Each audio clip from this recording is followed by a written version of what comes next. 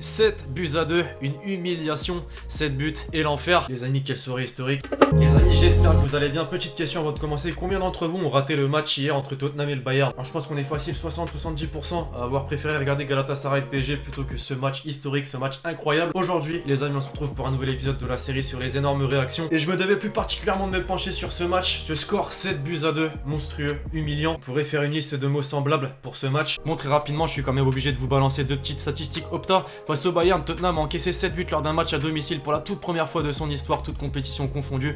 Gênant. Quand Opta emploie le terme gênant, tu sais que ça s'est vraiment mal passé. Pour la deuxième, Tottenham est la première équipe anglaise à concéder 7 buts dans une compétition européenne depuis que Tottenham s'est lui-même incliné 0-8 face au FC Köln lors de la Coupe UEFA Intertoto en juillet 1995. Voilà, généralement t'es supporter, t'es joueur, t'es un membre de ce club, c'est pas une stat que t'as envie de retenir. Alors on va vite entrer dans le vif du sujet de cette vidéo. Juste avant, je vous rappelle que celle-ci est sponsorisée par OneFootball, l'application numéro 1 sur toute l'actualité du foot. Si vous voulez des petites infos, tiens, sur la Ligue des Champions, sur tous les matchs, c'est gratuit, ça se passe dans la description.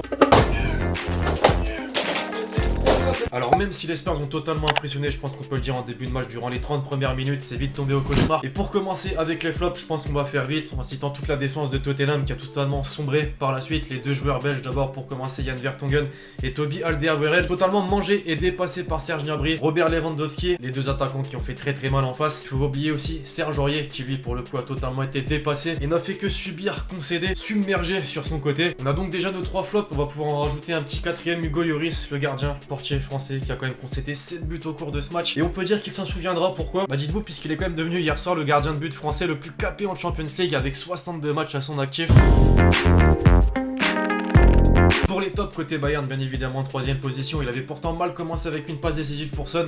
Une passe décisive pour Son malgré qu'il joue au Bayern, bien évidemment. Florentin Tolisso a bien su se ressaisir notamment en 2ème période. Les amis, vous savez qu'on va se faire une petite stat. Tolisso au cours de ce match, c'est 82 ballons, 58 passes réussies, donc 92%, 2 passes décisives, 7 passes réussies en profondeur, 10 duels réussis sur 11, 3 fautes subies, 3 tacles réussis, 0 faute. Je pense qu'on a assez résumé sa performance. 2ème position, assez logiquement, Robert Lewandowski. Avec un doublé, une précision chirurgicale, il a prouvé pour la énième fois qu'il est tout simplement l'un des meilleurs buteurs de la saison, si ce n'est le meilleur buteur, puisqu'en termes de stats, jusqu'ici avec ses 14 réalisations en 10 matchs, il est tout simplement le meilleur buteur. Pour conclure, à la première place, bien sûr, l'ancien Gunners, Serge Gnabry, qui a inscrit un quadruplé, bordel, contre Tottenham en Ligue des Champions. On n'est pas sur un match d'avant-saison où le Bayern, par exemple, avait gagné 13 buts à 1, il me semble, contre une équipe de je ne sais où. Humiliation. Voilà, je pense que la défense et le portier des Spurs de Tottenham se souviendront encore longtemps de sa performance. Lui aussi a quelques statistiques qui m'ont intéressé et que j'ai envie de vous mettre en avant. 90 minutes jouées, 4 buts forcément, une passe décisive, 5 tirs cadrés, 66 ballons touchés, 34 de passes réussies, donc 83%, 3 dribbles réussis, 19 duels remportés. Un match tout simplement incroyable pour l'attaquant allemand.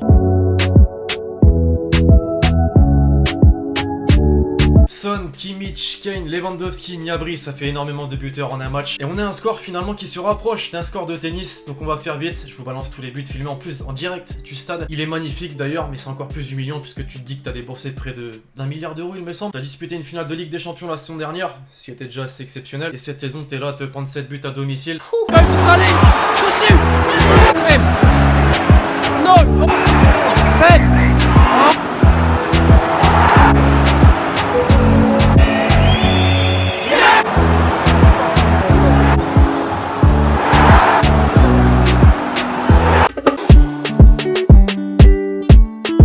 Alors forcément, qui dit un score aussi imprévisible dit forcément réaction joyeuse d'un côté, un peu moins de l'autre, comme l'atteste ce tweet qui relaye tout simplement 2 salles, 2 ambiances. Voilà, quand le compte Twitter officiel de Tottenham doit malheureusement afficher le score en direct et que tu vois des encore, Lewandowski encore, but pour le Bayern, et que d'un autre côté t'as le compte officiel du Bayern qui lui forcément, c'est avec des grosses phrases en majuscules, des gros points d'exclamation que ça s'exprime. L'un des principaux auteurs de ce match, Serge Gnabry, lui, a manqué de respect, ah non réellement, avec un petit tweet avec 4 images de célébration qu'il a réalisé et la petite mention le nord de Londres et rouge. Manuel Neuer de son côté est empathique envers Hugo Lloris, ça se comprend. Que peut-on dire de plus? Serge Gnabry a tout cartonné, je suis un peu désolé pour Hugo Lloris, il ne pouvait rien faire et encaisser 7 buts à domicile, c'est amer.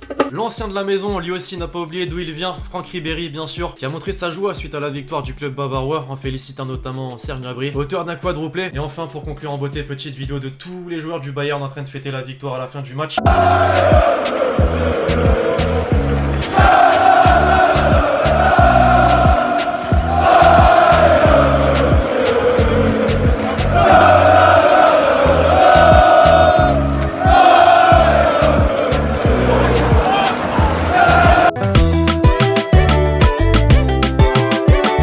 mettre fin à la vidéo du jour, quelques tweets qui ont refait ma soirée hier. 7-2 pour le Bayern, Tottenham actuellement. Méchant. Yoris en a pris 7 ce soir, j'en ai pris 2. Je vous laisse en tirer les conclusions qui s'imposent. Dans le bon timing, celle-ci, quand tu sais que Thibaut Courtois est sorti à la pause, remplacé par Alphonse Areola. Harry Kane, si on lui retire le penalty qu'il a mis. Yoris ce soir, j'encaisse, je ne fais qu'encaisser. Les gars, je regarde le match en streaming et j'arrive pas à enlever cette pub pour ce site de cul. Quelqu'un sait comment l'enlever? Lui, c'est le génie de la soirée. Et enfin, palmarès de Tottenham, emmerder la planète foot en faisant 2 hold-up face aux 2 footballs les plus kiffants en Ligue des Champions pour nous offrir une finale éclatée dehors.